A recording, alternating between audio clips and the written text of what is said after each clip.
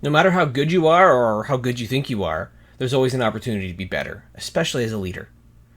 Look, if the saying is that you should pay yourself first, then you got to make sure that as a leader, you're blocking off your time for personal development, professional development. It's got to be one of the priorities in your calendar every single month. I recommend that you try and get at least 1 hour per week for your own development. I know that could be a lot. You have a lot on your plate. But if you don't find at least 1 hour a week to focus on growing, on becoming the best leader you possibly can be, you're never going to achieve game-changing results. You're responsible for driving your own development. And no one's going to be a bigger champion than you to advocating for yourself. So there are many different sources of personal development, right? You could look at some best practices, you could look at new technology, trends that are in the industry, but there's tons of opportunities. The first thing that I think is so important is that you got to make sure that you read as much as you can.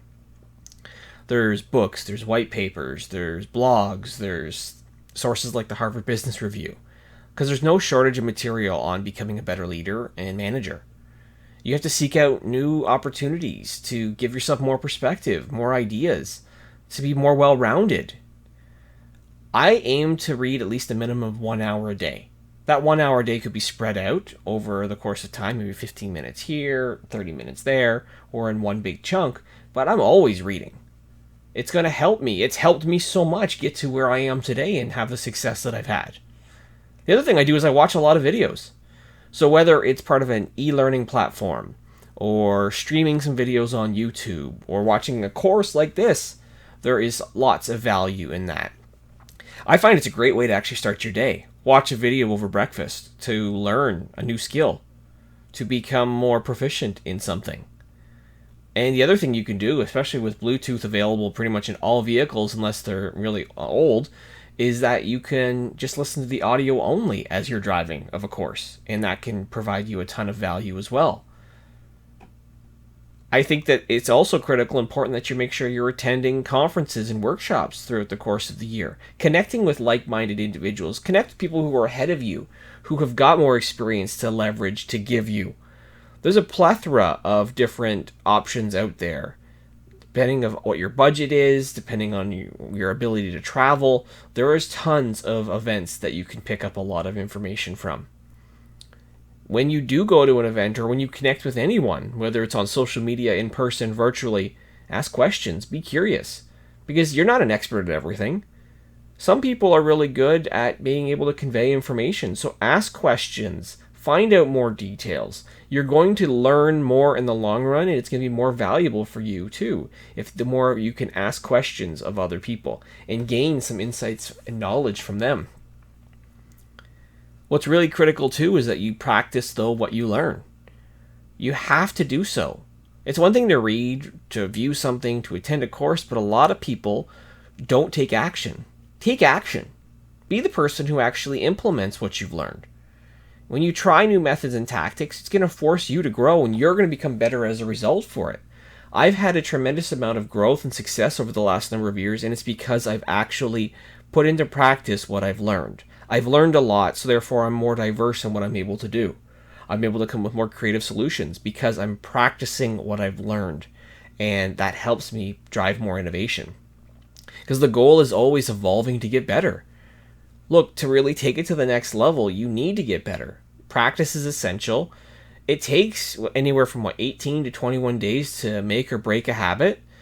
There's a reason that this course also has multiple modules. If you wanted to watch it all in one straight shot, you can, but across the multiple modules and lessons that we have, you could just learn a little bit each and every day. And I've tried to make them as bite-sized as possible for people to actually truly learn over the course of, say, 30 days. And trust me, if you spend 30 days just through this course, each day of doing a new lesson, you will be pushed in the right direction to become a game-changing leader. It's also important, though, that you're also soliciting feedback from those that you work with, your team, those above you, potentially in the corporate hierarchy, if that exists for you. Capture their feedback.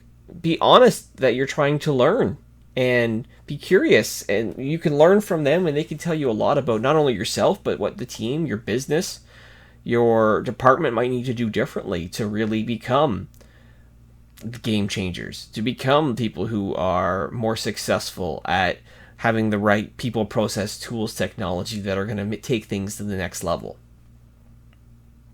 Like all great companies, though, we have to remember this, is that we are a personal brand.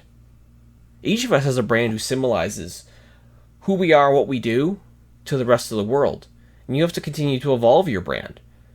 I think it's important that you have to remember that you got to look the part. How you present yourself to the world as a leader says a lot. Are you dressed the right way for whatever you're trying to convey? Do you care what you look like? If you want to be taken seriously in your work environment, there's things you probably need to focus on, right? Like, what are you wearing? Do you fit in? Do you fit out? If you want to be an individual, that's perfectly fine too, but know that whatever you're conveying to the world is going to have a certain way that you're being perceived.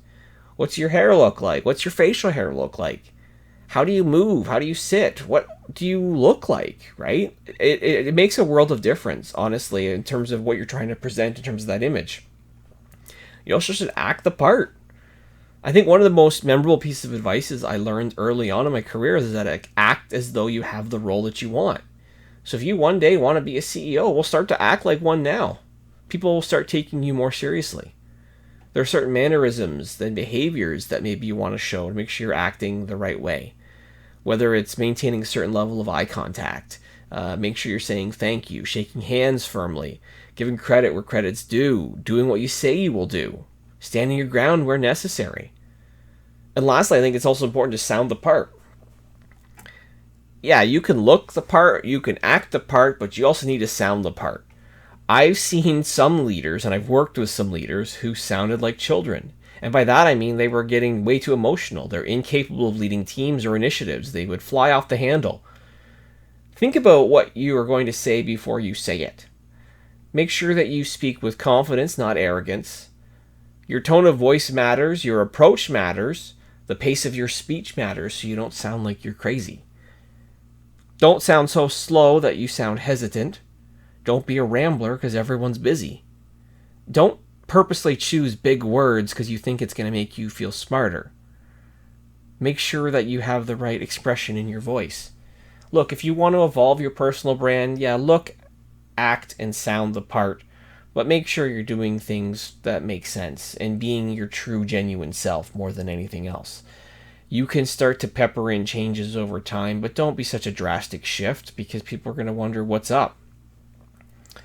Some people might think it's selfish for leaders to prioritize themselves first, and maybe it sounds like it is, but if you don't do so, if you don't take care of trying to be the best version you possibly can be, you and your team are not going to have the results that you're looking for.